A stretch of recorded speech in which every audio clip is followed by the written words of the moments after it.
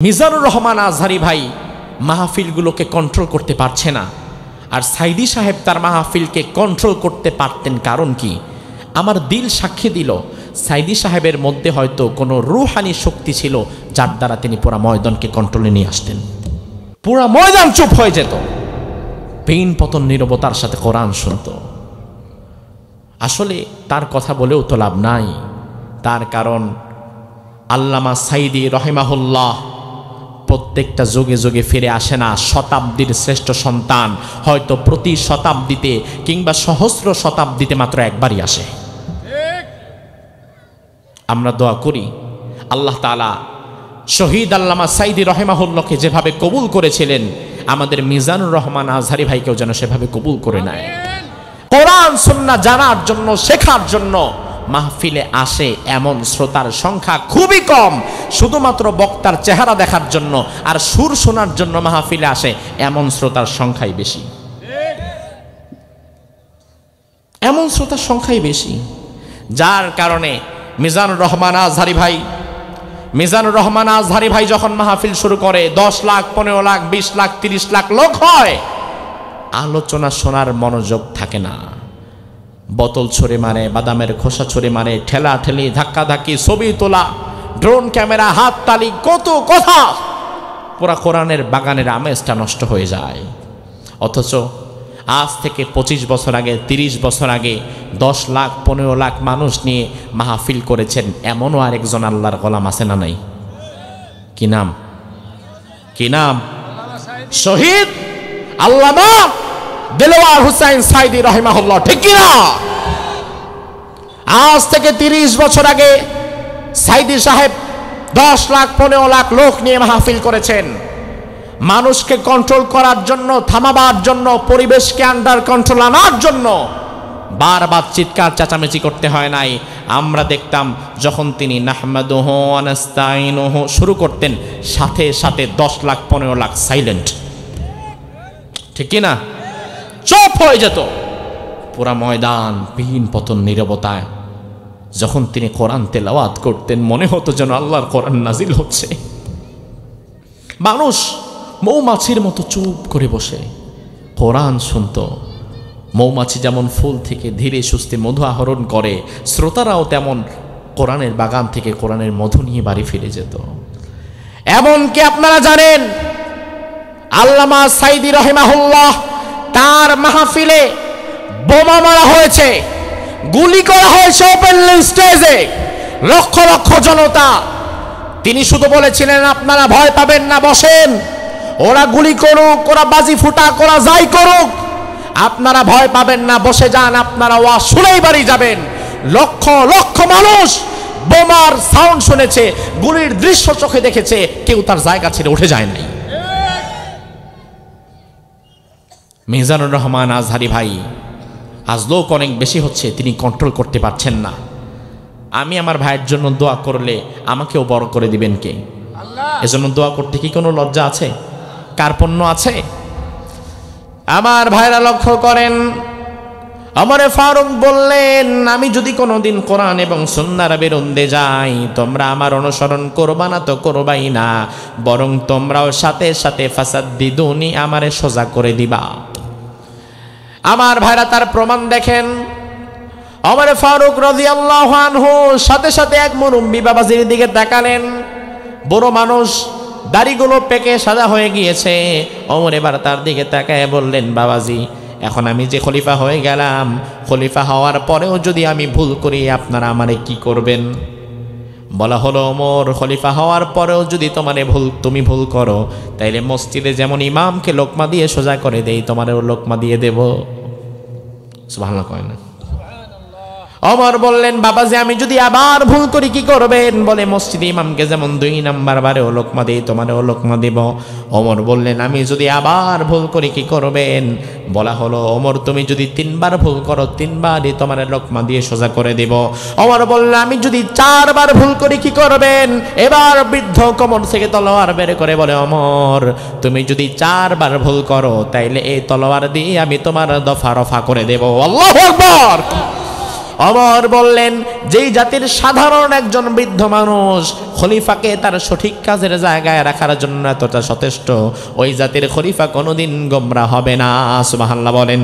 এই জন্য দেশ ঠিক রাখতে গেলে, দেশের রাষ্ট্রনায়ক প্রধানমন্ত্রী ঠিক রাখতে গেলে দেশের একজন সচেতন নাগরিক হিসাবে আমাদের সচেতন থাকা দরকার আছে না নাই? আমার ভাইরা লক্ষ্য করেন, সর্বশেষ আল্লাহ বললেন, বান্দা লিউযহিরাহু আলাদ-দীনি কুল্লি, দুনিয়ার সব মতবাদের উপরে, সব তন্ত্র মন্ত্রের উপরে আমার দিনকে ইস্টাবলিশ করে দিতে হবে, আমার দিন কায়েম করে দিতে হবে।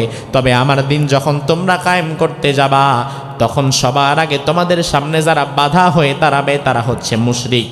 তারা কি? তারা কি? يريدون أن يطفئوا نور الله بأفواههم ويأبى الله إلا أن يتم نوره ولو كره الكافرون هو الذي أرسل رسوله بالهدى ودين الحق ليظهره على الدين كله ولو كره المشركون একটু জোরে বলেন তো আল্লাহু আকবার। আল্লাহ রাব্বুল আলামিন কোরআনুল কারীমের সূরাতুত তাওবাহ এই সূরার 32 এবং 33 নম্বর আয়াতে দুনিয়ার কাফের মুশরিকদের কিছু ষড়যন্ত্র এবং চক্রান্তের কথা আল্লাহ বললেন। আজকে সময় এসেছে এই আয়াতগুলো নিয়ে বিশ্লেষণ করার, কারণ যত দিন যাচ্ছে মুসলমানদেরকে ঘিরে কাফের মুশরিকদের ষড়যন্ত্র কি বাড়তেছে না কমতেছে? আল্লাহ রাব্বুল আলামিন বললেন, ইউরিদুনা আন ইউতফিউ নূরাল্লাহ, একদল মানুষ চায় তাদের মুখের ফুৎকার দিয়ে, বিআফওয়াহিহিম তাদের মুখের ফু দিয়ে, ইউতফিউ নূরাল্লাহ আমি আল্লাহর বাতিকে নিভিয়ে দিতে, ওয়ায়াবাল্লাহু ইল্লা আন ইউতিম্মা নূরাহু, তবে আমি আল্লাহ চাই কিয়ামত পর্যন্ত আমার বাতিটা জ্বালিয়ে রাখতে। তার মানে আমার ভাইরা লক্ষ্য করেন, প্রথম অংশ থেকে একটা বিষয়, দুনিয়াতে একদল মানুষ আল্লাহর নূরকে নিভিয়ে দিতে চায়, আর আল্লাহ তাআলা তার নূরকে নিভাতে চায় না, বরং আল্লাহ তাআলা তার নূরকে টিকিয়ে রাখতে চায় কোন পর্যন্ত? কথা কয় না, কোন পর্যন্ত? কিয়ামত পর্যন্ত। কিয়ামত মানে হচ্ছে পৃথিবীর হায়াত শেষ হওয়া পর্যন্ত। একদল মানুষ আল্লাহর নূর নিভিয়ে দিতে চায়, কিন্তু আল্লাহ চায় না। তাইলে চাওয়া এবং না চাওয়া কায়েম হবে কারটা? এবারে তুমি চাইলে কি আর না চাইলে কি? আমার মতো সলিমদ্দি কলিমদ্দি চাইলে কি আর না চাইলে কি? বরং কোরআনে আল্লাহ বলেছেন, ওয়ামা তাশাউনা ইল্লা আইয়াশা আল্লাহু রাব্বুল আলামিন, তোমরা যা চাও তা কখনো হয় না, আমি আল্লাহ যা চাই তাই হয়। কেউ তো চেয়েছিল 41 সাল পর্যন্ত ক্ষমতায় বসে থাকতে, কিন্তু কায়েম হয় নাই, কারণ আল্লাহ চেয়েছিল 5ই আগস্ট সকাল পর্যন্তই। তাইলে তোমার চাওয়া না চাওয়া যদি কায়েম হতো তাইলে তো কামই হইতো, আমার চাওয়া না চাওয়াই যদি কায়েম হতো তাইলে তো কাজই হইতো। মূলত চাওয়া এবং না চাওয়া এটা একমাত্র দুনিয়ায় বাস্তবায়ন হয় যার তিনি কে? তাহলে আল্লাহ যে বলল একদল চায় আমার আলোকে নিভিয়ে দিতে, ওই দলের পরিচয় কি আর আলোর পরিচয় কি? আমার ভাইরা মুফাসসিরগণ এখানে নূর আল্লাহ বলতে দুটো ব্যাখ্যা করেছেন। কোন কোন মুফাসসির বলেন নূর আল্লাহ আয় কোরআন, নূর আল্লাহ মানে হচ্ছে আল্লাহর নাজিলকৃত 30 পারা কোরআন। ওয়াকালা বাউদুল মুফাসসিরিন, কোন কোন মুফাসসির বলেছেন নূরুল্লাহ মানে হচ্ছে দুনিয়াতে পাঠানো আল্লাহর সর্বশেষ নবী মুহাম্মদ সাল্লাল্লাহু আলাইহি ওয়াসাল্লাম।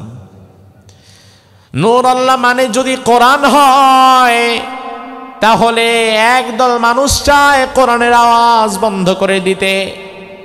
আর নূরুল্লাহ মানে যদি রাসূল হয়, তাইলে একদল মানুষ চায় রাসূলকে বন্ধ করে দিতে। রাসূলকে বন্ধ করে দেওয়ার মানে কি? রাসূল তো আজকে আর আমাদের মাঝে নাই, তাইলে বন্ধ করা আর থাকার মানে হচ্ছে রাসূলের আনিত ওহির দাওয়াতকে যারা বন্ধ করে দিতে চায়, বুঝতে হবে তারা মূলত আল্লাহর নূরকেই বন্ধ করে দিতে চায়। আমার ভাইরা, নিছক ঘটনা বলে সময় পার করব না। আমি আপনাদেরকে কোরআন এবং সুন্নাহ থেকে কিছু তাফসীর শোনাতে চাই। যদি আপনারা মনোযোগ দেন, তাহলে কথা বলা আমার জন্য সহজ হবে। বাকিটা ওয়ামা তৌফিকি ইল্লা বিল্লাহ, আল্লাহ যতটুকু বলাবে ততটুকুই বলতে, কথা কয় না।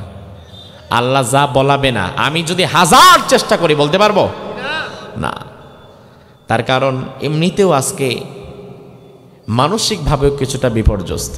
আপনাদের এখানে আসার পথে গাড়ি অ্যাক্সিডেন্ট করেছে আমার, সামনের লাইট সহকারে বনারটা ভেঙে গেছে। আপনারা তো মনে করেন হুজুর আসবে 1-1.5 ঘন্টা কথা বলবে।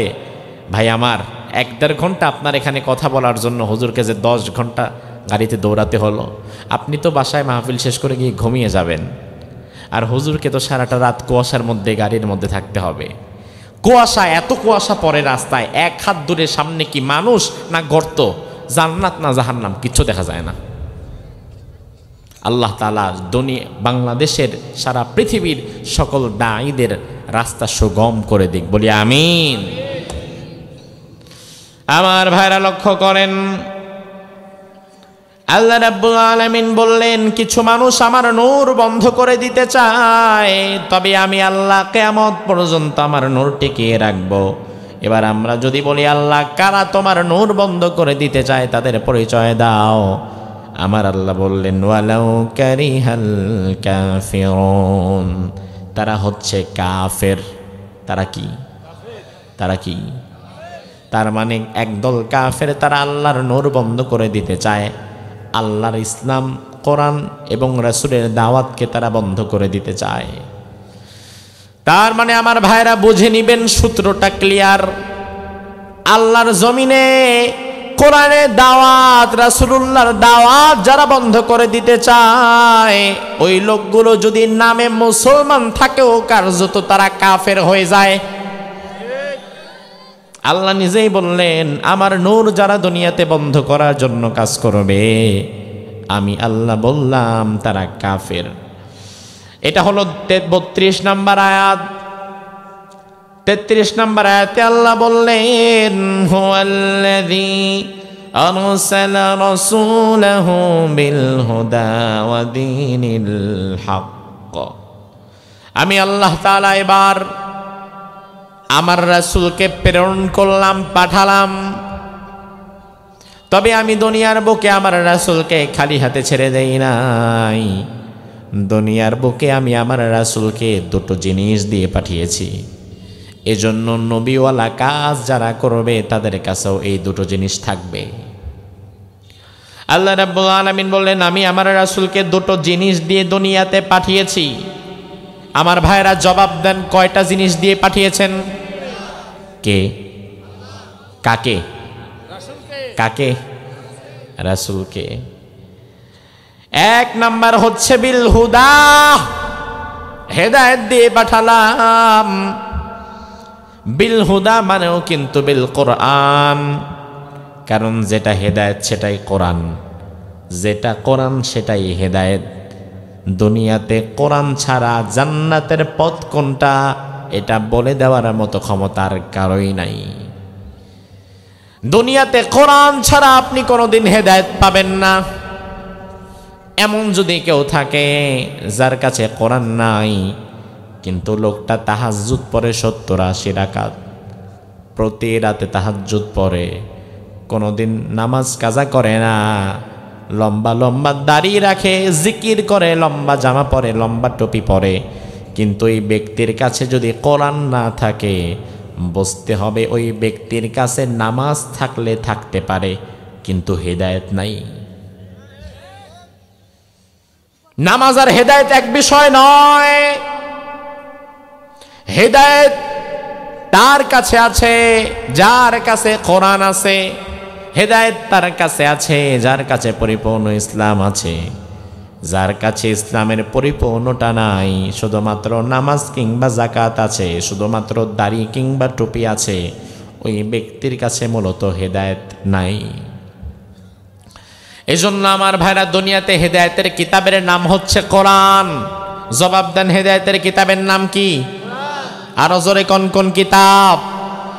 রাসূল নিজেই বললেন, মানিত্তাবাল হুদা বিগাইরিল কোরআন আযাল্লাহুল্লাহ।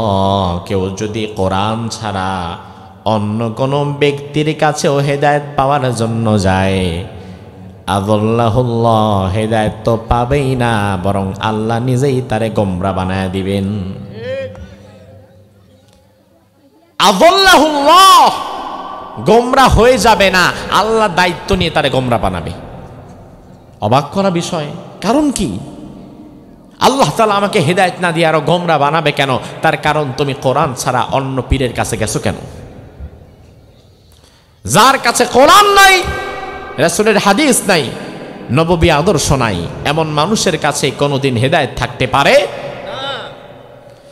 আমার ভাইরা, আপনাদের উত্তরবঙ্গে তো মাজার হয়তো অন্যান্য জেলার চাইতে কম। নাই? মাশাআল্লাহ, আলহামদুলিল্লাহ। উত্তরবঙ্গের মানুষ এদিক দিয়ে আপনারা অনেকটাই নিরাপদ, কারণ ভণ্ড পীরের মাজার আছে যেখানে শিরিক আছে। বরং আমি তো বলি, এক একটা মাজার হয়ে গিয়েছে এখন এক একটা ইমান ডাকাতের ফ্যাক্টরি, ইমান চোরের ফ্যাক্টরি। যেই জায়গা থেকে মানুষের ইমান ডাকাতি করা হয়, মানুষের ইমান চুরি করা হয়।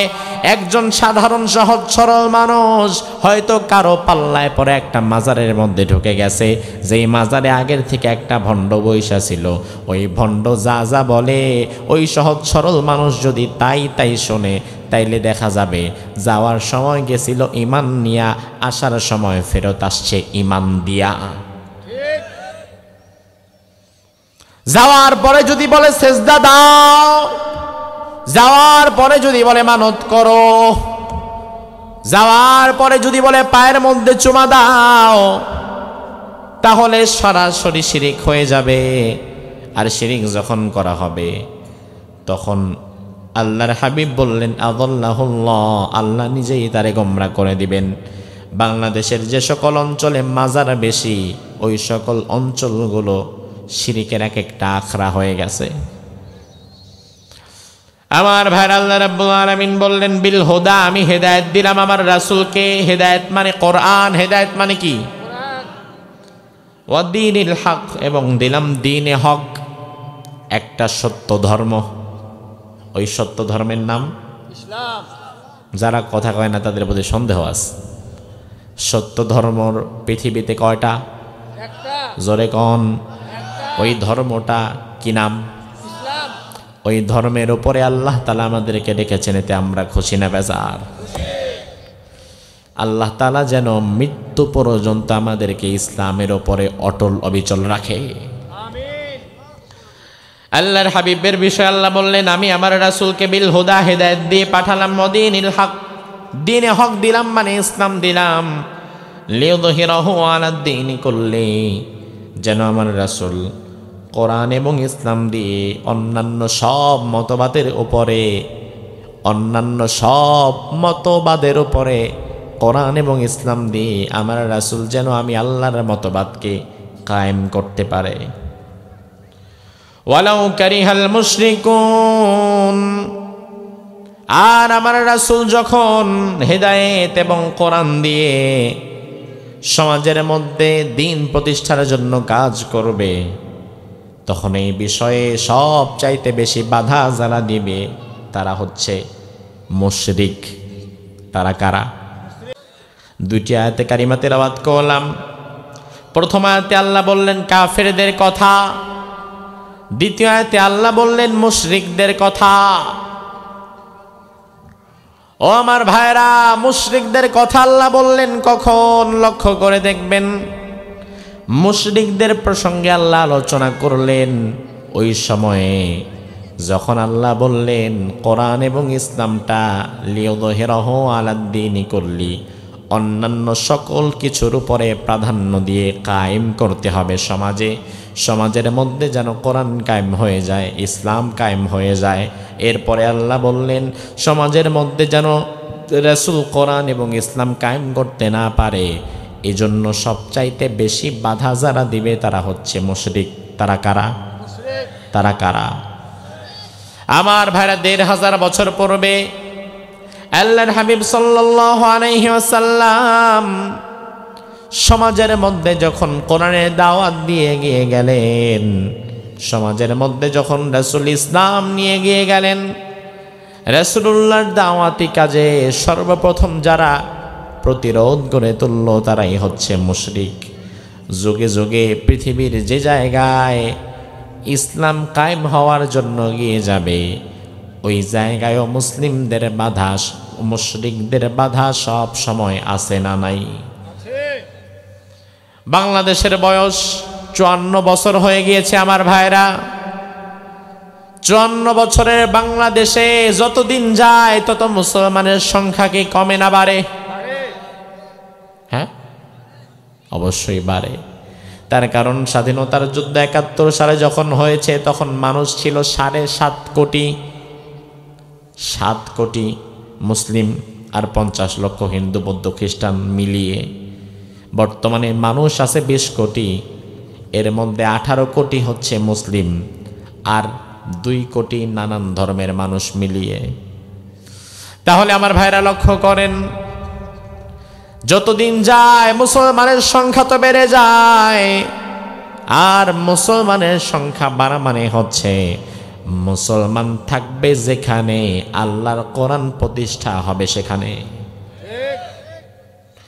মুসলমান যদি বাংলাদেশে থাকে, বাংলাদেশে কোরআন প্রতিষ্ঠা হবে। মুসলমান যদি আমেরিকায় থাকে, আমেরিকায় প্রতিষ্ঠা হবে। এমনকি মুসলমান যদি সুদূর আফ্রিকায় চলে যায়, আফ্রিকায় যাওয়ার পরে মুসলমানের কাছে কোরআনই থাকবে। তার কারণ হচ্ছে মুসলমানের জন্যই আল্লাহ দিলেন কোরআন। এখন এই জাতি যদি নিজেরাই কোরআন থেকে দূরে সরে আসে, তাহলে আর কোরআন অনুসরণ করবেটাকে? কারণ এটা তো আল্লাহ আমার জন্য দিয়েছে। এই ৫৪ বছরের বাংলাদেশে কোরআনের কোনো বিধান আমরা কায়েম করতে পারি নাই, ইসলামের কোনো আইন আমরা কায়েম করতে পারি নাই। আমি মনে করি তার জন্য সব চাইতে বড় বাধা আমার দেশের কিছু দালাল মুনাফিক আর পার্শ্ববর্তী দেশের মুশরিক। নয়তো বাংলাদেশে বাধাটা কই? একটা বাধা দেখান আপনি আমারে। বাংলাদেশে ১৮ কোটি মুসলমান, জরিপ গণনার দিক থেকে 92%, 92% মুসলমান। তো 92% যেই দেশে মুসলমান থাকে ওই দেশে কোরআন প্রতিষ্ঠা হয় না কেন? ওই দেশে ইসলাম প্রতিষ্ঠা হয় না কেন? তার কারণ 92% মুসলমান হয়তো ভোটার লিস্টে আর আদমশুমারিতে আছে, কার্যত আল্লাহর খাতায় হয়তো 50% নাই। 92% মুসলমান আছে শুধু কাগজে আর কলমে, কাজীর গরুর মতো। কাজীর গরু যেমন লিখায় থাকে, গোয়ালে নাই, ওই রকম হয়ে গেছে বাংলাদেশের মুসলমানদের অবস্থা। শুধু সংখ্যায় আছে, কাজে নাই। যেমন আমার ভাইরা লক্ষ্য করেন, এই যে একটা সাদা কাগজ, এই সাদা কাগজের মধ্যে আমি যদি লিখি স্বরে আ গয়রস্যকার গো দন্তন্য, উচ্চারণ কি হবে? একজনে কয় আগুন, বাকিরা তো বাগুন। স্বরে আ গয়রস্যকার গো দন্তন্য, উচ্চারণ কি হবে? জোরে কোন? সাথে সাথে কাগজটা পুড়ে ছাই হয়ে যাবে। বুঝেন নাকি আপনারা? আমি যদি লিখি আগুন, কাগজটা কি পুড়বে? আমি যদি লিখি প আকার পা নৈরস্যিকার নি, উচ্চারণ কি হবে? কাগজটা কি ভিজবে? কেন? আগুন আছে, কাগজ পুড়ে না। পানি আছে, কাগজ ভিজে না। তার তার কারণ কি? তার কারণ হচ্ছে এই আগুন আর এই পানি আসলে বস্তুত সত্য আগুন কিংবা পানি নয়, এটা ফলস, এটা নকল, এটা শুধু লিখায় থাকে, বাস্তবে থাকে না। বাংলাদেশের মুসলমান হয়ে গিয়েছে এখন তেমন, যারা শুধু নামের আগে মুহাম্মদ লাগাতে পারে, যাদের শুধু ভোটার আইডিতে মুসলমান ধর্মের জায়গায় লেখা থাকতে পারে, কিন্তু ওই আগুন আর পানির দ্বারা যেমন কাগজ ভিজে না কিংবা পড়ে না, বাংলাদেশের মুনাফিক মার্কা মুসলমানদের দ্বারাও বাংলাদেশে কোথাও ইসলাম কায়েম হয় না। এক নাম্বার বাধা এই মুনাফিক, যারা মুখে এক কথা বলে অন্তরের সাথে তার কোনো মিলই নাই। দুই নাম্বার, ইসলাম প্রতিষ্ঠায় বাংলাদেশে যাদের সব চাইতে বড় বাধা, তারা পার্শ্ববর্তী দেশের মুশরিক। বাংলাদেশের অর্থনীতি, রাজনীতি, সমাজনীতি, সংস্কৃতি, প্রতিটা জায়গায় তাদের একটা কালো থাবা আছে না নাই? প্রত্যেকটা জায়গায় তাদের নাক গলানো লাগে, তারা প্রত্যেকটা জায়গায় ঢুকে যায় নাক গলায়। আমার ভাইরা, কোরআনে আল্লাহ বলেছেন, লাতাজিদান্না শাদ্দান নাস আদাওয়াতাল লিল্লাযিনা আমানুল ইয়াহুদ ওয়াল্লাযিনা আশরাকু। আল্লাহ বললেন, আমার জমিনে ইমানদার মুসলমান যারা হয় তাদের সব চাইতে বড় শত্রু হচ্ছে দুইটা শ্রেণী। কয়টা শ্রেণী? জোরে কোন? মুসলমানদের জন্য সবচেয়ে বড় শত্রু হচ্ছে দুইটা শ্রেণী। একটা হচ্ছে দুনিয়ার ইহুদিরা, আরেকটা হচ্ছে মুশরিকেরা। আজকেও পৃথিবীর মধ্যে নিরপেক্ষ দৃষ্টিতে তাকালে দেখবেন, দুনিয়াতে ইহুদি এবং মুশরিকের বাচ্চাদের জন্যই গোটা দুনিয়ায় যুদ্ধ বেজে আছে। এক ইসরায়েল, আরেকটু পার্শ্ববর্তী দেশ।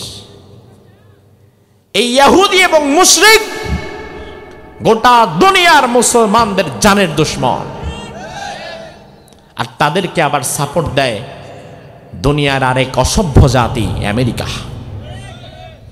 সন্ত্রাসকে যারা সাপোর্ট দেয়, ওরা কি ভালো নাকি ওরাও সন্ত্রাসী? অবশ্যই সন্ত্রাসী। আল্লাহ বললেন ইমানদারদের শত্রু তারা, মুসলমানদের শত্রু তারা। এবার আপনার মাথায় প্রশ্ন হতে পারে, কই সব মুসলমানের তো আমেরিকা শত্রু না? আমেরিকা শত্রু কিছু মুসলমানদের, তবে আমেরিকা তো আবার কিছু মুসলমানদেরকে খুব ভালোবাসে। আমেরিকার ভালোবাসার লিস্টে কিছু মুসলমানও আছে না নাই? উদাহরণ দিয়ে বোঝাই, যেমন শাহরুখ খান, সালমান খান, আমির খান, তারা কি হিন্দু না মুসলিম? অন্তত নামে কি? কথা বলেন, নামে কি? মুসলিম। আমেরিকার দৃষ্টিকোণ থেকে মুসলমানদেরকে তারা তিনটি ভাগে ভাগ করে। এই পয়েন্টটা মনোযোগ দিবেন। দুনিয়ার মুসলমানদেরকে আমেরিকা তিন ভাগে ভাগ করে নেয়। আপনি মিলাবেন যে আমেরিকার দৃষ্টিকোণ থেকে আমি কোন পর্যায়ের মুসলমান।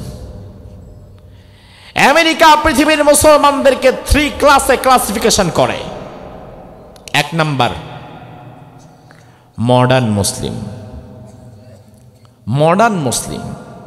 2 number moderate Muslim, 3 number fundamental মুসলিম।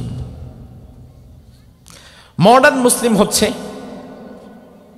এমন কিছু মুসলিম যারা ধর্ম কর্ম পালন করে, নিজ ধর্ম পালন করে, তবে তার সামনে তার ধর্মকে কেউ যদি জবাইও করে দেয়, সে একটা প্রতিবাদও করে না। এরা মডার্ন মুসলিম, ভালো মুসলিম। 2 নাম্বার মডারেট মুসলিম, তারাও তাদের নামে মাত্র শুধু ধর্মটা পালন করে। শাহরুখ খান, সালমান খান, আমির খান, অথচ নাম মুসলমানের হওয়া ছাড়া ওর 1 বছরের আমল নামা খুঁজতে হয়তো 1 ওয়াক্ত নামাজ পাওয়া যাবে না। সারা জীবন শিরিক দিয়ে ভরা, একটা দুইটা না, হয়তো জীবনের প্রতিটা পরতে পরতে পাতায় পাতায় পাতায় পাতায় শিরিক।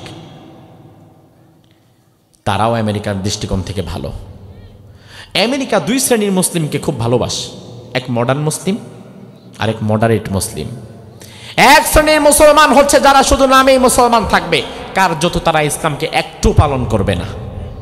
আরেক শ্রেণীর মুসলমান হচ্ছে তারা মুসলমান ঠিক আছে, নামাজ পড়বে, রোজা রাখবে, মাঝে মাঝে হজও যাবে, কিন্তু ইসলামকে রাষ্ট্রীয়ভাবে কায়েম করতে হবে, ইসলামকে প্রতিষ্ঠা করতে হবে। ইসলাম ছাড়া অন্য কিছু মানি না, মানব না, রাসূল ছাড়া অন্য কারো আদর্শ মানি না, মানব না, এমন ধারণা তারা পোষণ করবে না। এমনকি তাদের সামনে যদি ইসলামকে নিয়ে কটূক্তিও করা হয়, ওই সময়টাতেও তারা নীরব ভূমিকা পালন করবে, তারা সংযমী হয়ে যাবে। আমেরিকার দৃষ্টিকোণ থেকে তারাও ভালো, সমস্যা নাই। কিন্তু আমেরিকার দৃষ্টিকোণ থেকে 3 নাম্বার মুসলিম, তারা হচ্ছে ফান্ডামেন্টাল মুসলিম। আমেরিকা তাদেরকে বলে ফান্ডামেন্টালিস্ট, গোঁড়া। আমেরিকার দৃষ্টিকোণ থেকে যারা ইসলামকে অনুসরণ করে, রাষ্ট্রীয় পর্যায় থেকে রান্নাঘর পর্যন্ত প্রতিটা জায়গায় ইসলামকে নিয়ে যেতে চায়, প্রতিটা জায়গায় রাসূলের আদর্শকে নিয়ে যেতে চায়। এমনকি তাদের সামনে যদি কেউ ইসলামকে কটূক্তি করে, তার জিহ্বাটা টেনে ছিঁড়ে ফেলার মতো অধিকার তারা রাখে। আমেরিকার দৃষ্টিতে তারা হচ্ছে ফান্ডামেন্টাল মুসলিম। আমার ভাইরা ভালো করে বোঝেন, আমেরিকার দৃষ্টিতে আপনি মডার্ন মুসলিম হবেন না, আমেরিকার দৃষ্টিতে আপনি ফান্ডামেন্টাল মুসলিম হবেন। আমেরিকার দৃষ্টিতে আপনি মডারেট মুসলিম হবেন না, কারণ আমেরিকার দৃষ্টিতে যেটা ফান্ডামেন্টাল মুসলিম, আল্লাহর খাতায় তারা আসল মুসলিম। কারণ আমার সামনে আমার ধর্মকে নিয়ে, আমার আল্লাহকে নিয়ে, আমার রাসূলকে নিয়ে, আমার কোরআনকে নিয়ে কেউ যদি কটূক্তি করে, তার প্রতিবাদ করাটা আমার জন্য ফরজ হয়ে যায়, ঠিক কি না? এই জন্য আল্লাহ রাব্বুল আলামিন বললেন, শুনে নাও, দুনিয়ার মুসলমান যারা হবা, তোমাদের জন্য আমি আমার রাসূলকে পাঠালাম। কি দিয়ে পাঠালাম শোনো, আমি আমার রাসূলকে কোরআন দিলাম আর ইসলাম দিলাম। এজন্য আমি আমার রাসূলকে পাঠালাম, যেন আমার রাসূল দুনিয়ার বুকে ইসলামকে কায়েম করে দিতে পারে। তার মানে এই আয়াতের মধ্যে আল্লাহ তাআলা রাসূলকে দুনিয়াতে পাঠানোর মূল উদ্দেশ্য যেটা, সেটা আসলে প্রকাশ করে দিয়েছেন। রাসূলকে দুনিয়াতে পাঠানোর মূল উদ্দেশ্য হচ্ছে ইসলামকে, কোরআনকে যেন রাষ্ট্রীয়ভাবে সব জায়গায় রাসূল কায়েম করে দিতে পারে। অন্যান্য সব মতবাদকে পায়ের নিচে চেপে ধরে সব মতবাদের উপরে রাসূল যেন ইসলামকে দাঁড় করিয়ে দিতে পারে। তাহলে আমরা যদি মুসলমান হতে চাই, রাসূলের উম্মত হয়ে যদি আমরা মরতে চাই, তাহলে রাসূলকে জীবনের সব ক্ষেত্রে অনুসরণের দরকার কি আছে না নাই? ভালো করে বুঝবেন, তার কারণ রাসূলুল্লাহর অনুসরণ করা আমাদের জন্য উম্মত হিসাবে ফরজ। আল্লাহ কোরআনে বারবার বলেছেন, মাইয়ুতির রাসূল ফাকাদ আতা আল্লাহ, যে ব্যক্তি আমি রাসূলের অনুসরণ করবে সে যেন আমি আল্লাহর অনুসরণ করলো। কোরআনে আল্লাহ বারবার বলেছেন, আমার নবীকে অনুসরণ করো, আতিউর রাসূল, আমার রাসূলের অনুসরণ করো। ও ভাইরা আমার, ভালো করে বোঝেন, রাসূলের অনুসরণ করার জন্য দুনিয়াতে আল্লাহ রাসূলকে কেন পাঠিয়েছেন, রাসূল কোন পথের পথিক ছিলেন, ওই পথ এবং ওই মত আমারও জানা দরকার আছে। কারণ আমি যদি না জানি আমার রাসূল দুনিয়াতে কেন এসেছে, আমি যদি না জানি তাইলে মানবটা কেমনে? এই জন্য রাসূলের চিন্তার সাথে, রাসূলের পথের সাথে, রাসূলের মতের সাথে উম্মতের চিন্তা, উম্মতের পথ এবং উম্মতের মত মিলার দরকার আছে না নাই? আল্লাহর হাবিব সাল্লাল্লাহু আলাইহি ওয়াসাল্লাম বললেন, কুল্লু উম্মতি ইয়াদখুলুনাল জান্নাহ, আমার সব উম্মত জান্নাতে চলে যাবে, ইল্লা মান আবা, তবে এক শ্রেণীর উম্মত জান্নাতে যেতে পারবে না। বলা হলো, ইয়া রাসূলুল্লাহ, কে জান্নাতে যেতে পারবে না? রাসূল বললেন, মান আতানি দাখালাল জান্নাহ ওয়া মান আসানি ফাকাদ আবা, যে ব্যক্তি আমি নবীকে জীবনের সব ক্ষেত্রে অনুসরণ করবে কেবলমাত্র তারাই হবে জান্নাতি, আর যে ব্যক্তি আমি নবীকে অস্বীকার করবে তারা হবে জাহান্নামী। বলা হলো, ইয়া রাসূলুল্লাহ, অস্বীকারী আবার কে হবে? আপনি নবীকে তো অস্বীকার করে এমন কেউ নাই। রাসূল বললেন, আমাকে যারা জীবনে সব সময় মানবে তারা আমাকে স্বীকার করে নেবে, আর যারা আমি নবীকে জীবনের কিছু অংশে মানবে আর কিছু অংশে ছেড়ে দিবে, বুঝতে হবে তারা আমি নবীকে অস্বীকার করে ফেলেছে। আর অস্বীকার যারা করবে তারা জান্নাতি না, তারা জাহান্নামী। তারা কি? তারা কি? এবার আমার ভাইরা, আমি আপনাদের কাছে জানতে চাই, বাংলাদেশে যে 18 কোটি মুসলমান আছে, 18 কোটি মুসলমানের ভেতরে রাসূলের স্বীকারকারী উম্মত বেশি না অস্বীকারকারী উম্মত বেশি? রাসূলকে অনুসরণ করে এমন উম্মত বেশি না কম? বেশি না কম? জবাবটা হইল না। তার কারণ রাসূলকে অনুসরণ করে না বাংলাদেশে এমন মানুষ তো আমি চোখে দেখি না। রাসূলকে তো সবাই অনুসরণ করে, তবে সমস্যাটা আরেক জায়গায়। অনুসরণ করে নিজের মন মতো, রাসূলের মতো না। নিজের মন মতো, নিজে যতটুকু বুঝে অতটুকু। তবে আমার ভাইরা, রাসূলকে অনুসরণ করা লাগবে জীবনের এক জায়গায় না সব জায়গায়? এক জায়গায় না সব জায়গায়? এক জায়গায় অনুসরণ করলে আপনি পরিপূর্ণ ঈমানদার হতে পারবেন না। এক জায়গায় অনুসরণ করলে যদি পরিপূর্ণ ঈমানদার হয়ে যেত, তাইলে আব্দুল্লাহ বিন উবাইও পরিপূর্ণ ঈমানদার থাকতো। আপনি নামাজ পড়েন আপনার এলাকার ইমাম সাহেবের পেছনে, আর আব্দুল্লাহ বিন উবাই নামাজ পড়তো স্বয়ং রাসূলের পেছনে, তাইলে নামাজের ক্ষেত্রে রাসূলকে আব্দুল্লাহ বিন উবাই আপনার আমার চেয়ে বেশি অনুসরণ করেছে। কিন্তু আব্দুল্লাহ বিন উবাই জান্নাতি না জাহান্নামী? তার কারণ এক জায়গায় অনুসরণ করেছে আর বাকি জায়গাগুলোতে ছেড়ে দিয়েছে। নামাজের ক্ষেত্রে রাসূলকে অনুসরণ করেছে। আবার আল্লাহর হাবিব যখন সাহাবায়ে কেরামদেরকে নিয়ে উহুদের ময়দানে চলে গিয়েছেন, উহুদের ময়দানে যাওয়ার পরে পেছন দিক থেকে 300 সৈন্যবাহিনী নিয়ে আস্তে করে অনুসরণ বাদ দিয়া পালায় চলে এসেছে। তাইলে নামাজে অনুসরণ করেছে, কিন্তু অন্যায়ের বিরুদ্ধে জিহাদে আর অনুসরণ করে নাই। বাংলাদেশে এমন উম্মতের অভাব নাই যাদের চরিত্র আব্দুল্লাহ বিন উবাইয়ের মতো হয়ে গেছে। তারা শুধু রাসূলকে অনুসরণ করতে আসে নামাজে, তারা শুধু রাসূলকে অনুসরণ করতে আসে জিকিরে, তারা শুধু রাসূলকে অনুসরণ করতে আসে মেসওয়াকে, তারা শুধু রাসূলকে অনুসরণ করতে আসে টুপিতে আর দাড়িতে। কিন্তু রাসূল যেমন অন্যায়ের বিরুদ্ধে যেই হাতে রাসূল মাঝে মাঝে মেসওয়াক তুলে নিয়েছেন, আবার ওই রাসূল যেমন একই হাতে তলোয়ারও তুলে নিয়েছেন, মেসওয়াক তুলে নিয়েও যেমন নবীর তরিকা, একইভাবে ক্ষেত্র বিশেষ তলোয়ার তুলে নিয়েও তেমন নবীর তরিকা। কিন্তু বাংলাদেশে এমন লক্ষ কোটি কোটি উম্মত আছে, তারা শুধুমাত্র মেসওয়াকটাই সারা জীবন হাতের মধ্যে রাখে, তারা শুধুমাত্র হাতের মধ্যে সারা জীবন তসবিহটাই পেঁচায় রাখে, কিন্তু ওই হাতের মধ্যে জীবনে কোনোদিন অন্যায়ের বিরুদ্ধে প্রতিবাদের তলোয়ার ওঠে না। রাসূলের অনুসরণ কিন্তু এখানে শেষ, অন্যায়ের বিরুদ্ধে তাদের কোনো ভূমিকা নাই। অথচ রাসূল বললেন, যদি ঈমানদার হতে চাও, মান রাআ মিনকুম মুনকারা ফালইউগাইয়িরহু বিয়াদিহি ফাইন লাম ইয়াস্তাতি ফাবিলিসানিহি ফাইন লাম ইয়াস্তাতি ফাবিকলবিহি ওয়া যালিকা যাফুল ঈমান। ও উম্মতেরা, যদি ঈমানদার হতে চাও, জ্বর মাপার যেমন থার্মোমিটার আছে, ঈমান মাপারও তেমন একটা মিটার আমি দিয়ে গেলাম। ঈমান মাপার মিটারের মধ্যে 3টা স্কেল আছে। 1 নাম্বার হচ্ছে, তোমাদের সামনে যদি কোনো অন্যায় কর্মকাণ্ড, কোনো জুলুম, কোনো অন্যায় অপরাধ যদি দেখো, তাহলে সাথে সাথে ফালইউগাইয়িরহু বিয়াদিহি, তা পরিবর্তন করে দাও। ইউগাইয়িরহু মানে কিন্তু পরিবর্তন করা, তাগয়ির। রাসূল বললেন, তোমাদের সামনে যদি কোনো অন্যায় অপরাধ কাণ্ড দেখো, কোনো জুলুম দেখো, ওই জুলুমটাকে তুমি তোমার হাত দিয়ে প্রতিহত করে পরিবর্তন করে দাও। যদি হাত দিয়ে তুমি বাধা দেওয়ার ক্ষমতা তোমার নাই, তুমি দুর্বল, ফাইন লাম ইয়াস্তাতি ফাবিলিসানি, তাইলে 2 নম্বরে জবান দিয়ে এটার প্রতিবাদ করে এটার পরিবর্তন করো। সমাজের মধ্যে অন্যায় চলছে, সুদ চলছে, ঘুষ চলছে, জুলুম অত্যাচার চলছে, ক্ষমতাসীন দলের লোকেরা যাদের ক্ষমতা নাই তাদেরকে ধরে ধরে পিটাচ্ছে, আলেমদেরকে জেলে দিচ্ছে, ফাঁসি দিচ্ছে। যদি শক্তি সামর্থ্য থাকে তাইলে হাত দিয়ে প্রতিবাদ করো। যদি হাত দিয়ে প্রতিবাদ করার মতো ক্ষমতা তোমার না থাকে, তোমার কাছে প্রশাসন নাই, পাওয়ার নাই, অস্ত্র নাই, শস্ত্র নাই, বাহিনী নাই, হাত দিয়ে তুমি প্রতিবাদ করতে পারবা না, তখন তুমি তোমার জবান দিয়ে প্রতিবাদ করো।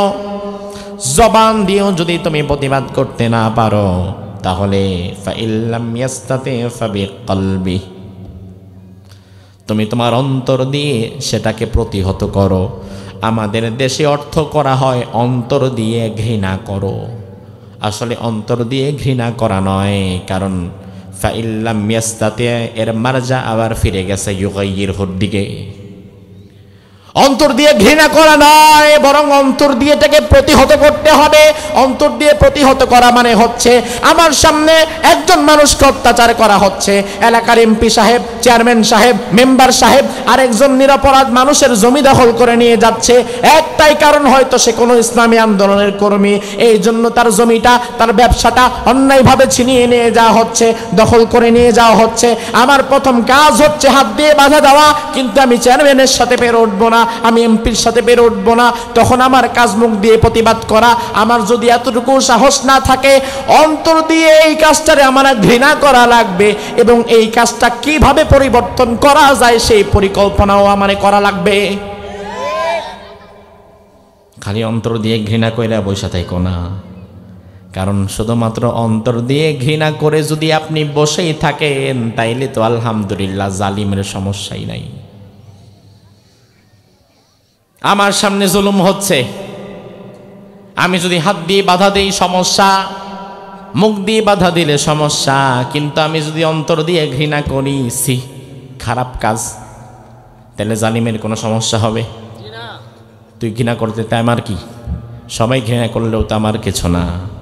এই জন্য অন্তর দিয়ে শুধু ঘৃণা করেই ক্ষান্ত হওয়া যাবে না, বরং ওটা বন্ধ করার জন্য আমাদেরকে অন্তর থেকে পরিকল্পনা করা লাগবে। আল্লাহর হাবিব বললেন ওয়াযালিকা যাফুল ঈমান, তবে এটাই হচ্ছে ঈমানের সর্বনিম্ন স্তরের পরে আর ঈমানের কোনো স্তর নাই। তার মানে রাসূল বললেন অন্যায় কর্মকাণ্ড দেখে, জুলুম অত্যাচার দেখে যে হাত দিয়ে প্রতিবাদ করে না, মুখ দিয়েও প্রতিবাদ করে না, এমনকি অন্তর দিয়েও এটাকে প্রতিহত করার কোনো পরিকল্পনাও নেয় না, রাসূল বললেন ওই ব্যাটার তো আসলে ঈমানটাই নাই, কারণ ঈমানের সর্বনিম্ন স্তরের মধ্যেও আপনি নাই। বিগত 16 বছর যে জুলুম চলেছে, অত্যাচার চলেছে, কয়জন আছেন আপনারা এই সারিতে দাঁড়িয়ে প্রতিবাদ করতে পেরেছেন? কয়জন আছেন আপনারা হাত দিয়ে প্রতিবাদ করেছেন? কয়জন আছেন আপনারা জবান দিয়ে প্রতিবাদ করেছেন?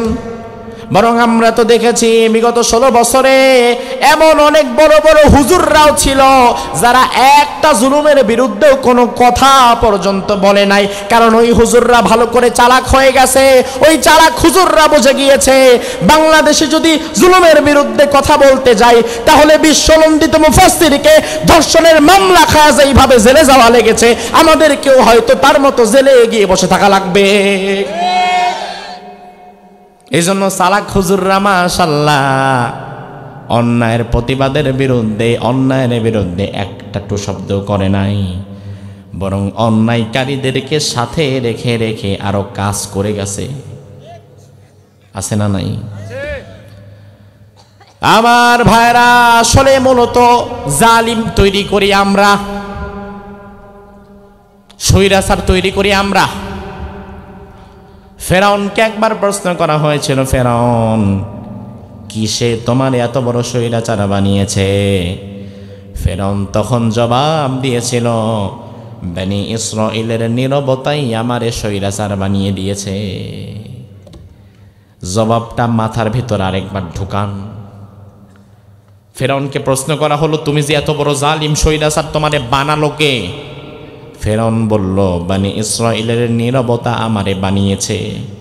জিজ্ঞেস করা হলো কিভাবে? ফেরাউন বলল, শোনো, বনি ইসরাঈলের মধ্যে যে 12টা গোত্র ছিল, আমি ক্ষমতায় আসার পরে 12টা গোত্রের মানুষকে একত্রে মারি নাই। একদিন এক গোত্রের মানুষকে মারলাম, বাকি 11 গোত্র চুপ। দ্বিতীয় দিন আরেক গোত্রের মানুষকে মারলাম, বাকি 11টা গোত্র চুপ। পরের দিন আরেকজনকে মারলাম, বাকি আরেক সবাই চুপ। তার মানে এক এক দিন এক একজনকে ধরেছি, সবাই চুপ থেকেছে, কারণ চিন্তা করেছে ওর গোত্র মার খাইলে আমার কি। বাংলাদেশের মতো বাংলাদেশে বিগত দিনে সবাইরে একসাথে মারা হয় নাই, বরং আগে ওসা টুপিওয়ালাদেরকে ধরছে, ওসা টুপিওয়ালাদেরকে মারা হয়েছে। ওসা টুপিওয়ালাদের মায়ের খাওয়া দেখে বাকি নিচু টুপিওয়ালারা চোপ হয়ে আছে, অথচ এরপরে আবার নিচু টুপিওয়ালাদেরকেও মারা হয়েছে। তখন আবার বাকিরা চোপ। কওমি মারলে আলিয়া চোপ, আলিয়া মারলে কওমি চোপ, হেফাজত মার খাইলে জামাত চোপ, জামাত মার খাইলে খেলাফত চোপ। তার মানে হচ্ছে বনে ইসরায়েলদের লোকদেরকে ফেরাউন যেমন এক এক দিন এক এক গোত্রকে নির্যাতন করেছে, বাকিরা চোপ থেকেছে। বাংলাদেশে বিগত দিনে স্বৈরাচার একই নিয়মে এক একটা দলকে এক এক মতবাদের মানুষকে অত্যাচার করেছে, আর বাকিরা চোপ থেকেছে। কিন্তু আমরা যদি সবাই সম্মিলিতভাবে প্রতিরোধ গড়ে তুলে দিতে পারতাম, তাহলে স্বৈরাচার 16-17 বছর টিকতে পারতো না, বরং প্রথম আসার 6 মাসের মধ্যে স্বৈরাচার বিদায় হয়ে যেত। আমরা পারি নাই, আমরা বানিয়েছি তারে স্বৈরাচার, আমাদের নীরবতা তারে স্বৈরাচার বানিয়েছে। এরপরে আল্লাহ কোরআনের মধ্যে বললেন ইউযাব্বিহুনা আবনাআকুম ওয়া ইস্তাহয়ুনা নিসাআকুম। ফেরাউন এক সময় দেখা গেল বনে ইসরায়েলের গণহারে ছেলেদেরকে হত্যা করা হলো আর মেয়েদেরকে হত্যা করা হলো, মেয়েদেরকে দাসীবান্দি বানানো হলো, ছেলেদেরকে হত্যা করা হলো। এত জুলুম করলো, কেউ আর কিছু বলতে পারলো না। এজন্য আমার ভাইরা লক্ষ্য করবেন, রাসূলের অনুসরণ কি জীবনের এক জায়গায় না সব জায়গায়? আরো জোরে কোন? এক জায়গায় না সব জায়গায়? রাসূলের অনুসরণ যেমন মসজিদে থাকবে, একইভাবে আপনি যদি আবার ব্যবসা করতে যান, ব্যবসার সময় যাকে অনুসরণ করবেন তিনিও আপনার রাসূল। রাসূল যেইভাবে ব্যবসা করেছেন আপনি সেইভাবে ব্যবসা করবেন। রাসূল যেইভাবে নামাজ পড়েছেন আপনি সেইভাবে নামাজ পড়বেন। রাসূল যেইভাবে হজ করেছেন আপনি সেইভাবে হজ করবেন। রাসূল যেইভাবে সত্যের পক্ষে মসজিদের মিম্বার থেকে খুতবা দিয়েছেন আপনি সেইভাবে খুতবা দিবেন। রাসূল যেইভাবে সমাজ পরিচালনা করেছেন আপনি সেইভাবে সমাজ পরিচালনা করবেন। রাসূল যেভাবে মা খাদিজাতুল কুবরা রাদিয়াল্লাহু আনহার আন্ডারে চাকরি করেছেন বিশ্বস্ততা আমানতদারিতার সাথে, আপনি যদি কর্মচারী হন আপনি সেইভাবে চাকরি করবেন, ফাঁকি দিবেন না। আপনি যদি ব্যবসায়ী হন আপনি রাসূলের মতো ব্যবসা করবেন, ফাঁকি দিবেন না। রাসূল যেভাবে পরিবারে স্ত্রী সন্তানদের মাঝে ইনসাফ করেছে, আপনি যদি রাসূলকে অনুসরণ করেন আপনার পরিবারে আপনার সমাজেও ইনসাফ থাকা লাগবে। আপনি যদি রাসূলকে অনুসরণ করেন, আপনি যদি প্রধানমন্ত্রী প্রেসিডেন্ট হয়ে যান, রাসূল মদিনা রাষ্ট্র পরিচালনা করেছে যেভাবে আপনারেও করা লাগবে সেভাবে। রাসূলের অনুসরণ শুধু মসজিদে নয়, মসজিদ থেকে শুরু করে সংসদ ভবন পর্যন্ত প্রতিটি সেক্টরে প্রতিটি জায়গায় রাসূলের অনুসরণ করার দরকার কি আছে না নাই? তবে আমার ভাইরা, প্রতিটা সেক্টরে অনুসরণ করতে চায় এমন মানুষের সংখ্যা কি বাংলাদেশে কম না বেশি? জোরে কোন, কম না বেশি? তারা কিন্তু রাসূলকে অবশ্যই মানে কোথায়? মানে মসজিদে। রাসূলের মতো তারা নামাজ পড়ে। তারা রাসূলকে অবশ্যই মানে কোথায়? তারা দাড়িতে মানে, তারা টুপিতে মানে, রাসূলের আদর্শকে তারা বাদ দেয় নাই। মসজিদে রাসূলের আদর্শকে ধরে রেখেছে, দাড়ি আর টুপির মধ্যেও রাসূলের আদর্শকে ধরে রেখেছে, কিন্তু সমাজের মধ্যে আর রাষ্ট্রের মধ্যে ধরে রাখে নাই। তার কারণ তারা ভালো করেই জানে রাসূলের আদর্শ যদি সমাজে আর রাষ্ট্রের মধ্যে আমি ঢুকায়া দেই, তাইলে আমার যে 2 নাম্বারই ব্যবসাটা আছে, ব্যবসাটা আর চলবে না। এই জন্য তারা মানে না, তারা হচ্ছে সুবিধাবাদী মুসলমান। রাসূলের আদর্শ যদি আপনি টুপি পরেন, রাসূলের আদর্শে যদি আপনি দাড়ি রাখেন, রাসূলের আদর্শে যদি আপনি মিসওয়াক করেন, রাসূলের আদর্শে যদি আপনি মসজিদে ডান পা দিয়ে ঢোকেন, রাসূলের আদর্শে যদি আপনি মসজিদ থেকে বাম পা দিয়ে বের হন, এগুলো যদি রাসূলকে অনুসরণ করে করেন কোনো সমস্যা নাই। তার কারণ হচ্ছে আপনি টুপি পরলে, দাড়ি রাখলে, লম্বা জামা গায়ে দিলে আপনার কেউ আক্রমণ করবে না, হামলা দিবে না, মামলা দিবে না। কিন্তু আপনি যখন বলবেন রাসূলের আদর্শ ছাড়া আমি সমাজে কোনো নেতারে মানব না, আমার রাষ্ট্রের নেতাও হতে হবে রাসূলের মতো আদর্শবান নেতা, তখন দেখবেন সমাজের স্বার্থবাদী কায়েমি শক্তিরা আপনার বিরুদ্ধে মামলা দিয়েছে। কথা কি ঠিক কিনা? আপনি রাসূলকে সমাজ পরিচালনার ক্ষেত্রে মানলেন না, তার কারণ আপনি ভালো করেই জানেন এখানে মানতে ধরে আমারে সোজা করে দিবা। আল্লাহু আকবার। অবাক করা বিষয়, বললেনটা কি তিনি কিন্তু চাইলে বলতে পারতেন, আমি যদি কোনোদিন আল্লাহ এবং রাসূলের আইনের অমান্য করি, ফালা তাআতা লি, তোমরা আর আমার আনুগত্য করবা না। তবে তিনি বললেন না, আনুগত্য করবা না তো করবাই না, উপরন্তু ফাসাদ্দিদুনি, আমারেও একা রেখে যাবা না, বরং আমার ঘাড় ধরে আমার সোজা করে দিবা। মুসলিম বিশ্বের রাষ্ট্রপ্রধানদের অমরের মতো হওয়া দরকার, কারণ আমরা আমাদের নেতাকে মানব ততক্ষণ, আমরা আমাদের প্রেসিডেন্টকে মানব ততক্ষণ, আমরা আমাদের প্রধানমন্ত্রীকে মানব ততক্ষণ, আমাদের প্রেসিডেন্ট আমাদের প্রধানমন্ত্রী আল্লাহ এবং আল্লাহর রাসূলের বিধানগুলো মানবে যতক্ষণ। ঠিক কি না? যদি আমরা দেখি আমাদের নেতা, আমাদের প্রেসিডেন্ট, আমাদের প্রধানমন্ত্রী এমন কোন রায় দিচ্ছে, এমন কোন আইন পাশ করেছে, এমন কোন বিষয়ে রাষ্ট্রের মধ্যে সংযোজন করেছে কিংবা বিয়োজন করেছে যে বিষয়টা আল্লাহ এবং আল্লাহর রাসূলের আইন অমান্য করে, ওই মুহূর্তে রাষ্ট্রের নেতার আনুগত্য বাদ দিয়া তারেও ঘাড়ে ধরে সোজা করে দেওয়া দরকার, তারেও ঘাড়ে ধরে সোজা করে দেওয়া দরকার। যেমন আমরা মসজিদের ইমাম যদি ভুল করে, আগামী দিন সকালে ফজরের সময় আপনার ইমাম সাহেব 2 রাকাত নামাজ যখন পড়ালো, ফজরের নামাজ 2 রাকাত নামাজ পড়ানোর পরে এবার আপনার ইমাম সাহেব যদি সালাম না ফিরায়া 3 নাম্বার রাকাতের জন্য আবার দাঁড়ায়া যায়, আপনি কি ইমামকে অনুসরণ করবেন না লোকমা দিবেন? জোরে কয় না, অনুসরণ করবেন না লোকমা দিবেন? এবার একবার আপনি বললেন সুবহানাল্লাহ, আল্লাহু আকবার, সুবহানাল্লাহ। ইমাম সাহেবের উচিত সাথে সাথে নিজের ভুলটা শুধরে নেওয়া। ইমাম যদি নিজের ভুল না শুধরায়, আপনি কিন্তু লোকমা দেওয়া বন্ধ করে দিবেন না, বরং আপনি দিতেই থাকবেন। কারণ ইমামকে ঠিক রাখা মুসল্লি হিসাবে আপনারও দায়িত্ব। আপনি আপনার লোকমা চালায় গেলেন,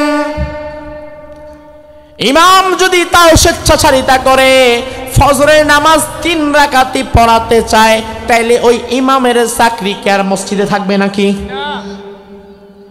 ও ভাই, একইভাবে আপনি সমাজের বিষয়টাও ভাবেন। সমাজে যখন কোনো প্রধানমন্ত্রী, কোনো প্রেসিডেন্ট ক্ষমতাসীন না যখন আল্লাহ এবং আল্লাহর রাসূলের বিরুদ্ধে কোনো আইন পাশ করবে, রাষ্ট্রের নাগরিক হিসাবে আপনার আমার দায়িত্ব হচ্ছে সবার আগে তাদের ভুলটা ধরায় দেওয়া, তাদের লোকমা দেওয়া। এটা হয় নাই, এটা করা যাবে না, বাদ দেন। আল্লাহর বিরুদ্ধে, রাসূলুল্লাহর বিরুদ্ধে কোনো আইন পাশ করা যাবে না, কোনো ভাস্কর্য আমাদের দেশে কায়েম করতে দেওয়া হবে না, মূর্তি রাস্তার মনে মনে বানাতে দেওয়া হবে না। আমরা 1 বার 2 বার 3 বার তাদের ভুল শুধরায় দিব, এরপরেও তারা যদি নিজের ভুল না শুধরায়, এরপরে ঘাড়ে ধরে থাপড়ায় ক্ষমতা থেকে নামায় দিতে হবে। আপনি মসজিদের ইমাম যদি ভুল না শুধরায়, তারে মসজিদ থেকে বের করে দেন। রাষ্ট্রের ইমাম যদি ভুল না শুধরায়, তারেও সংসদ থেকে বের করে দেওয়ার দরকার আছে না নাই? আমার ভাইরা দেখেন ওমর কি বললেন, ও ভাইরা আমার, তোমরা আমার অনুসরণ করবা ততক্ষণ, আমি ওমর আল্লাহ এবং রাসূলের অনুসরণ করব যতক্ষণ। এখন আল্লাহ এবং রাসূলের অনুসরণ সারা জীবনে যারা করতে বলে, অন্যায়ের বিরুদ্ধে যারা প্রতিবাদ করে, যারা সত্য কথাটা মুখ ফুটে বলেই ফেলে, সমাজের মধ্যে তাদের শত্রু আছে না নাই? জবাব দেন, আছে না নাই? বেশি না কম? আপনি যতদিন অন্যায়কারীদের কোনো বিরুদ্ধে কোনো প্রতিবাদ না করবেন, ততদিন অন্যায়কারীরা আপনারে মাথায় তুলে নাচবে। আর যখনই আপনি অন্যায়কারীদের বিরুদ্ধে কোনো প্রতিরোধ করবেন, কোনো কথা বলে ফেলবেন, তখন সমাজের অন্যায়কারী যারা, তারা আপনার পেছনে লাগবে। ঠিক কি না? আমাদের মিজানুর রহমান আজহারি ভাই সুন্দর সুন্দর কথা বলেন, নরম নরম কথা বলেন, হুঙ্কার গর্জন তর্জন তিনি খুব একটা দেন না। এজন্য আলহামদুলিল্লাহ সর্বমহলের মধ্যে তার একটা ভালোবাসা এবং জনপ্রিয়তা আছে না নাই? কিন্তু তিনি হঠাৎ করে এক জায়গায় বলে ফেললেন, আগে যারা ছিল তারাও খাইছে, আবার ভবিষ্যতে যারা আসতে চায় তারা খাওয়ার জন্য বৈশা আছে। এই কথাটা বলার সাথে সাথে বাংলাদেশে অনেক মানুষের গায়ে আগুন ধরে গেছে। অথচ বাংলাদেশে কে ক্ষমতায় আসবে আর কে ক্ষমতায় যাবে এটা কি এখনো ঠিক হয়েছে? কথা হয় না, ঠিক হয়েছে না, বরং কে ক্ষমতায় যাবে আর কে আসবে সেটা জানেন কে? এতগুলো রাজনৈতিক দল আছে, যে কাউরেই তো বলতে পারে, কারণ নাম তো তিনি নেয় নাই, কিন্তু তারপরেও তোমার খারাপ লাগে কেন? তার কারণ হয়তো বা ভাই চোরের মন পুলিশ পুলিশ। এটা ঠিক না। মিজানুর রহমান আজহারী তিনি আমাদের জন্য রহমত, তিনি আমাদের ভালোবাসার জায়গা, তাকে আমরা ভালোবাসি কোরআনের জন্য, ঠিক কিনা? একটা কথা বলছে বাস তার বিরুদ্ধে প্রতিবাদ শুরু হয়ে গেছে, বক্তব্য মিছিল মিটিং শুরু হয়ে গেছে। অথচ মিজানুর রহমান আজহারী তিনি যদি অন্যায়ের প্রতিবাদ না করে শুধুমাত্র সুর দিয়ে গজল গিয়ে নরম নরম মিষ্টি মিষ্টি কথা বলতো, তাহলে বাংলাদেশে সবাই তার মাথায় তুলে রাখতো। তবে আমারে সবাই ভালোবাসুক, সবাই আমারে মাথায় তুলে নাচুক, এই ধারণা থেকে আমাকে বের হতে হবে। কারণ মুহাম্মদুর রাসূলুল্লাহকে দুনিয়াতে সবাই ভালোবাসে নাই, মুহাম্মদুর রাসূলুল্লাহকে দুনিয়াতে সবাই মাথায় তুলে রাখে নাই। একদল যেমন তার জন্য জীবন দিয়েছে, আরেক দল আবার তার জীবন নেওয়ার জন্য উঠে পড়ে লেগেছে। আমিও যদি তার পথের পথিক হতে চাই, আমারে কেউ ভালোবাসবে, আবার কেউ পাথর ছুঁড়ে মারবে, সবাই ভালোবাসবে না। তবে এখন বাংলাদেশে তো এখন মূলত আসলে মাহফিলগুলো আর মাহফিলের জায়গায় ঠিক নাই, যার কারণে মাহফিল হয়ে গিয়েছে এখন শো অফ করা বিষয়। কার মাহফিলে কত লক্ষ লক্ষ মানুষ হবে এটা নিয়ে প্রতিযোগিতা চলছে। মাহফিলে লক্ষ লক্ষ মানুষ আসুক, এতে আমাদের কোনো দ্বিমত নাই। আলহামদুলিল্লাহ, লক্ষ লক্ষ মানুষ মাহফিলে আসছে, কোরআন শুনছে, এতে আমরা খুশি না বেজার? তবে বর্তমান যেটা হচ্ছে, কোরআন শোনার জন্য, সুন্নাহ জানার জন্য, কোরআন সুন্নাহ জানার জন্য, শেখার জন্য মাহফিলে আসে এমন শ্রোতার সংখ্যা খুবই কম। শুধুমাত্র বক্তার চেহারা দেখার জন্য আর সুর শোনার জন্য মাহফিলে আসে এমন শ্রোতার সংখ্যাই বেশি, এমন শ্রোতার সংখ্যাই বেশি। যার কারণে মিজানুর রহমান আজহারী ভাই যখন মাহফিল শুরু করে 10 লাখ, 15 লাখ, 20 লাখ, 30 লাখ লোক হয়, আলোচনা শোনার মনোযোগ থাকে না। বোতল ছুঁড়ে মারে, বাদামের খোসা ছুঁড়ে মারে, ঠেলা ঠেলি, ধাক্কা ধাক্কি, ছবি তোলা, ড্রোন ক্যামেরা, হাত তালি, কত কথা, পুরা কোরআনের বাগানের আমেজটা নষ্ট হয়ে যায়।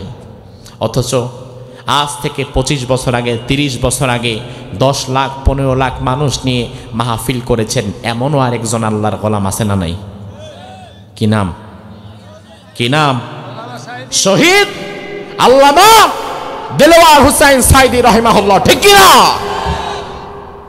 আজ থেকে 30 বছর আগে সাইদি সাহেব 10 লাখ, 15 লাখ লোক নিয়ে মাহফিল করেছেন। মানুষকে কন্ট্রোল করার জন্য, থামাবার জন্য, পরিবেশকে আন্ডার কন্ট্রোল আনার জন্য বারবার চিৎকার চেঁচামেচি করতে হয় নাই। আমরা দেখতাম যখন তিনি নাহমাদুহু ওয়া নাস্তাইনুহু শুরু করতেন, সাথে সাথে 10 লাখ, 15 লাখ সাইলেন্ট, ঠিক কিনা? চুপ হয়ে যেত পুরা ময়দান, বিহীন পতন, নীরবতায়।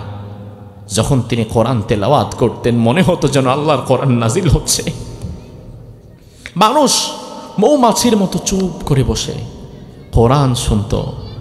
মৌমাছি যেমন ফুল থেকে ধীরে সুস্থে মধু আহরণ করে, শ্রোতারাও তেমন কোরআনের বাগান থেকে কোরআনের মধু নিয়ে বাড়ি ফিরে যেত। এমনকি আপনারা জানেন আল্লামা সাইদি রাহিমাহুল্লাহ তার মাহফিলে বোমা মারা হয়েছে, গুলি করা হয়েছে ওপেন স্টেজে, লক্ষ লক্ষ জনতা। তিনি শুধু বলেছিলেন আপনারা ভয় পাবেন না, বসেন, ওরা গুলি করুক, ওরা বাজি ফুটাক, ওরা যাই করুক, আপনারা ভয় পাবেন না, বসে যান, আপনারা ওয়াজ শুনেই বাড়ি যাবেন। লক্ষ লক্ষ মানুষ বোমার সাউন্ড শুনেছে, গুলির দৃশ্য চোখে দেখেছে, কেউ তার জায়গা ছেড়ে উঠে যায় নাই। মিজানুর রহমান আজহারী ভাই আজ লোক অনেক বেশি হচ্ছে, তিনি কন্ট্রোল করতে পারছেন না। আমি একটা জিনিস ভাবলাম যে মিজানুর রহমান আজহারী ভাই মাহফিলগুলোকে কন্ট্রোল করতে পারছে না, আর সাইদি সাহেব তার মাহফিলকে কন্ট্রোল করতে পারতেন, কারণ কি? আমার দিল সাক্ষী দিল সাইদি সাহেবের মধ্যে হয়তো কোনো রুহানি শক্তি ছিল, যার দ্বারা তিনি পুরা ময়দানকে কন্ট্রোলে নিয়ে আসতেন। পুরা ময়দান চুপ হয়ে যেত, পেন পতন নীরবতার সাথে কোরআন শুনত। আসলে তার কথা বলেও তো লাভ নাই, তার কারণ আল্লামা সাইদি রহিমাহুল্লাহ প্রত্যেকটা যুগে যুগে ফিরে আসে না। শতাব্দীর শ্রেষ্ঠ সন্তান হয়তো প্রতি শতাব্দীতে কিংবা সহস্র শতাব্দীতে মাত্র একবারই আসে। আমরা দোয়া করি আল্লাহ তাআলা শহীদ আল্লামা সাইদি রহিমাহুল্লাহকে যেভাবে কবুল করেছিলেন, আমাদের মিজানুর রহমান আজহারি ভাইকেও যেন সেভাবে কবুল করে নেয়। আমি আমার ভাইয়ের জন্য দোয়া করলে আমাকেও বড় করে দিবেন কে? এজন্য দোয়া করতে কি কোনো লজ্জা আছে? কার্পণ্য আছে? আমার ভাইরা লক্ষ্য করেন, ওমরে ফারুক বললেন, আমি যদি কোনোদিন কোরআন এবং সুন্নাহর বিরুদ্ধে যাই, তোমরা আমার অনুসরণ করবা না তো করবাই না, বরং তোমরাও সাথে সাথে ফাসাদ্দিদুনি, আমারে সোজা করে দিবা। আমার ভাইরা তার প্রমাণ দেখেন। ওমরে ফারুক রাদিয়াল্লাহু আনহু সাথে সাথে এক মুরব্বি বাবাজির দিকে তাকালেন। বড় মানুষ, দাড়িগুলো পেকে সাদা হয়ে গিয়েছে। ওমর এবার তার দিকে তাকায় বললেন, বাবাজি, এখন আমি যে খলিফা হয়ে গেলাম, খলিফা হওয়ার পরেও যদি আমি ভুল করি, আপনারা আমারে কি করবেন? বলা হলো, ওমর, খলিফা হওয়ার পরেও যদি তুমি ভুল করো, তাইলে মসজিদে যেমন ইমামকে লোকমা দিয়ে সোজা করে দেই, তোমারও লোকমা দিয়ে দেব। সুবহানাল্লাহ কয় না? ওমর বললেন, বাবাজি, আমি যদি আবার ভুল করি কি করবেন? বলে, মসজিদে ইমামকে যেমন 2 নাম্বার বারেও লোকমা দিই, তোমারও লোকমা দেব। ওমর বললেন, আমি যদি আবার ভুল করি কি করবেন? বলা হলো, ওমর, তুমি যদি 3 বার ভুল করো, 3 বারই তোমার লোকমা দিয়ে সোজা করে দেব। ওমর বললেন, আমি যদি 4 বার ভুল করি কি করবেন? এবার বৃদ্ধ কোমর থেকে তলোয়ার বের করে বলে, ওমর, তুমি যদি 4 বার ভুল করো, তাইলে এই তলোয়ার দিয়ে আমি তোমার দফা রফা করে দেব। আল্লাহু আকবার। ওমর বললেন, যেই জাতির সাধারণ একজন বৃদ্ধ মানুষ খলিফাকে তার সঠিক কাজের জায়গায় রাখার জন্য এতটা সচেষ্ট, ওই জাতির খলিফা কোনোদিন গোমরা হবে না। সুবহানাল্লাহ বলেন। এই জন্য দেশ ঠিক রাখতে গেলে, দেশের রাষ্ট্রনায়ক প্রধানমন্ত্রী ঠিক রাখতে গেলে, দেশের একজন সচেতন নাগরিক হিসাবে আমাদের সচেতন থাকা দরকার, আছে না নাই? আমার ভাইরা লক্ষ্য করেন, সর্বশেষ আল্লাহ বললেন, বান্দা, লিউযহিরাহু আলাদ দীনি কুল্লি, দুনিয়ার সব মতবাদের উপরে, সব তন্ত্র মন্ত্রের উপরে আমার দিনকে ইস্টাবলিশ করে দিতে হবে, আমার দিন কায়েম করে দিতে হবে। তবে আমার দিন যখন তোমরা কায়েম করতে যাবা, তখন সবার আগে তোমাদের সামনে যারা বাধা হয়ে দাঁড়াবে, তারা হচ্ছে মুশরিক। তারা কি? তারা কি? এবং আপনারা ভালো করেই জানেন, 5ই আগস্টের পর বাংলাদেশটাকে নিয়ে সবচাইতে বেশি ষড়যন্ত্র যারা করছে, তারা কারা? কোন দেশ? কোন দেশ? আমরা তো তাদেরকে বন্ধুর মতোই দেখতে চাই, আমরা তো তাদেরকে বন্ধুর জায়গায় রাখতে চাই। ওরা আসলে আমাদের বন্ধু নয়, বরং ওরা আমাদের সাথে প্রভুত্বের আচরণ করতে চায়। আমরা চাই বন্ধুত্ব, আর ওরা কায়েম করতে চায় প্রভুত্ব। কিন্তু মুসলমান এক আল্লাহ ছাড়া প্রভু হিসাবে দুনিয়াতে আর কাউকে মানে?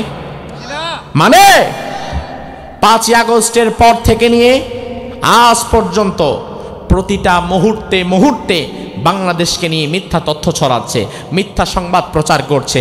বাংলাদেশে নাকি হিন্দুদেরকে মেরে ফেলা হচ্ছে, হিন্দুদের নাকি তাড়িয়ে দেওয়া হচ্ছে। অথচ আপনারা বলেন, 5ই আগস্টের পর আপনারা কয়জন হিন্দুকে মারছেন? কয়জনকে তাড়াইছেন? আরে মুসলমান যদি হিন্দুদেরকে মারতে চাইতো কিংবা তাড়াতে চাইতো, 54 বছর লাগতো না, 12 ঘন্টার মধ্যে বাংলাদেশ খালি করে দেওয়া যেত। কিন্তু আমরা উগ্রপন্থী না, আমরা সন্ত্রাসী না, কারণ ইসলাম আমাকে এটা শেখায়ও নাই। আমার ঘরের পাশে একটা হিন্দু থাকবে, আমার ঘরের পাশে একজন বৌদ্ধ থাকবে, আমি কোনোদিন তাদের ধর্ম কর্মে বাধা দিব না। হিন্দু যদি তার মন্দিরে একটা জায়গায় 10টা মূর্তিও বানায়, আমি কোনোদিন তার মূর্তির গায়ে আঘাত করব না, আমি কোনোদিন তার মূর্তি ভাঙতে বলবো না। তবে আমার আপত্তি থাকবে তখন যখন তার মূর্তি ভাস্কর্যের নাম দিয়ে আবার আমার বাংলাদেশের রাস্তার মনে মনে চলে আসবে, তখন আমি বাধা দিব। কিন্তু সে যদি মূর্তি তার মন্দিরের ভেতরে বানায়, তখন কি আমার কোনো বাধা থাকবে? অবশ্যই না, আমার কোনো বাধা থাকবে না। আমার ভাইরা লক্ষ্য করেন, আপনারা জানেন কিনা আমি জানি না, গত সপ্তাহে চাপাই নবাবগঞ্জের শিবগঞ্জ বর্ডার সীমান্তে ভারতীয় বিএসএফ তারা বাংলাদেশের সীমানা বর্ডার খুলে বাংলাদেশের জায়গা দখল করার একটা পায়তারা করছিল। আপনারা কি জানেন? আপনারা কি জানেন এটা চাপাই নবাবগঞ্জ না? চাপাই নবাবগঞ্জের মাটিতে আজ আমি বলে যাচ্ছি, চাপাই নবাবগঞ্জের শিবগঞ্জে গত সপ্তাহে সীমান্তের কাঁটাতার খুলে ফেলে বাংলাদেশের জায়গা দখল করার পায়তারা এবং ষড়যন্ত্র করছিল ভারতীয় বিএসএফ। আলহামদুলিল্লাহ, তার প্রতিবাদে বাংলাদেশ বর্ডার গার্ড বিজিবিরা চুপ করে বসে থাকে নাই, বরং বাংলাদেশ বর্ডার গার্ড বিজিবি এবং তার সাথে যোগ দিয়েছিল চাপাই নবাবগঞ্জের শিবগঞ্জের সাধারণ কিছু কৃষক চাষা পোষা। কথা কি সত্য না মিথ্যা? আমি অবাক হয়ে গেলাম একটা দৃশ্য দেখে। একজন কৃষক এক হাতে নিচে একটা কাশি, কাশিরে কি কন? ফাইসে, হাইসে, এক হাতে নিচে হাইসে হাসোয়া, এক হাতে নিচে হাসোয়া আর আরেক হাতে নিচে আকিস বিড়ি।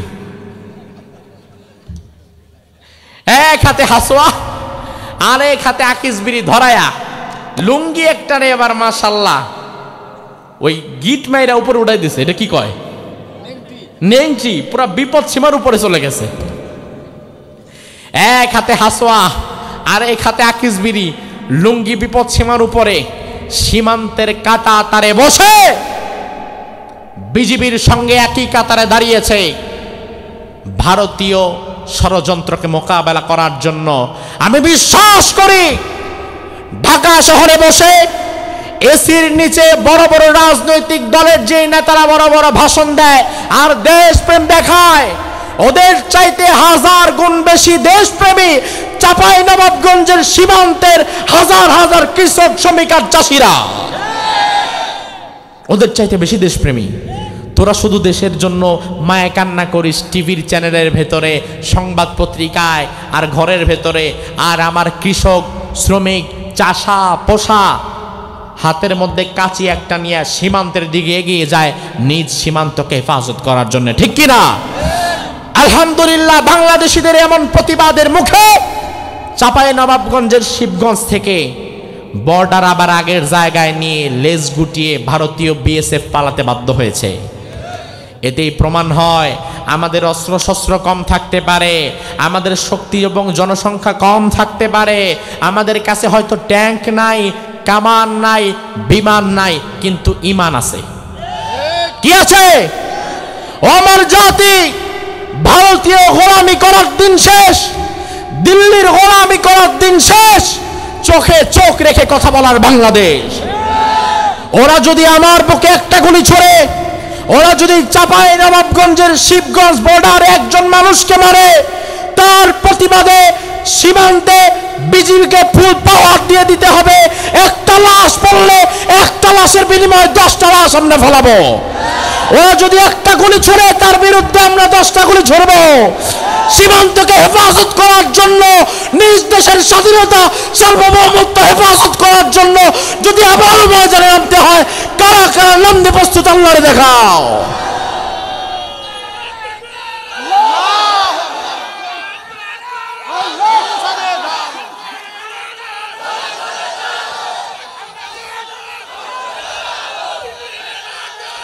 মুসলমান, এটা কি শুধু কথার কথা নাকি অঙ্গীকার? এটা কি কথার কথা নাকি অঙ্গীকার? কার সাথে অঙ্গীকার? আল্লাহর সাথে অঙ্গীকার। প্রয়োজনে সীমান্তে আমার রক্ত ঝরবে, প্রয়োজনে সীমান্তে আমার লাশ পড়ে থাকবে, আমার জীবন থাকতে বাংলাদেশের 1 ইঞ্চি মাটিকে ভারতীয় হায়নার হাতে আমরা ছেড়ে দেব না।